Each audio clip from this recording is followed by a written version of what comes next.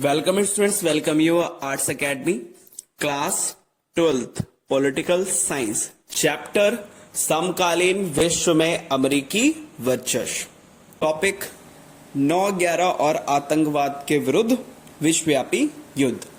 आज की क्लास में हम इसके परिणाम के ऊपर बात करेंगे कि 9/11 के क्या परिणाम निकले।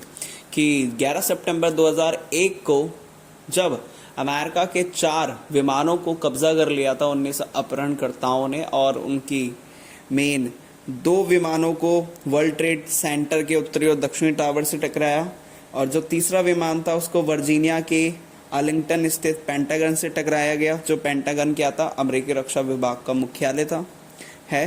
इसके साथ साथ चौथे विमान को उनको जो टकराना था वो कांग्रेस की मुख्य इमारत से टकराना था, लेकिन वो पेंसिल्वेनिया के खेत में जाके गिर गया था।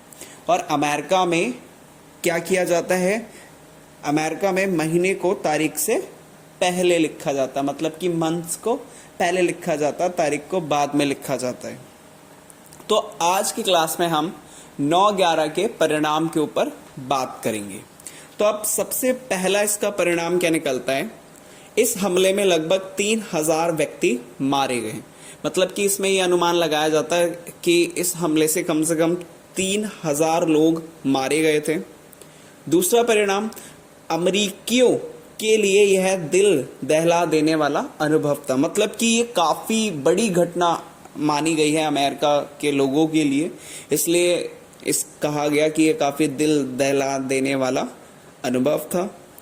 उन्होंने इस घटना की तुलना 1814 और 1941 की घटनाओं से की है। मतलब कि जो ये घटना हुई थी इसकी तुलना किससे की गई है, 2 घटनाओं से की गई है जो अमेरिका के पुराने समय में हुई थी। कब, एक तो 1814 में हुई थी और दूसरी 1941 में। तो 1814 में हुआ गया था, तो 1814 में ब्रिटेन ने क्या किया था, वॉशिंगटन डीसी में आगजनी की थी, मतलब कि आग लगा दी थी। कब, 1914 में।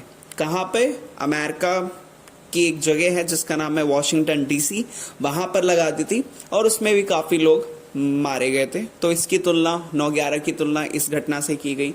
दूसरी जो घटना थी वो 1941 में हुई थी। क्या हुई थी, जापानियों ने क्या किया था, पर्ल हार्बर, एक जगह का नाम है पर्ल हार्बर, पर हमला कर दिया था, उसमें भी कई सारे लोग मारे गए थे। तो इसमें यही है कि 9/11 की जो तुलना की गई वो 1814 और 1941 की घटनाओं से की गई थी। 1814 में क्या हुआ था, ब्रिटेन ने वॉशिंगटन डीसी में आग लगा दी थी, और 1941 में क्या हुआ था, जापानियों ने पर्ल हार्बर पर हमला कर दिया था।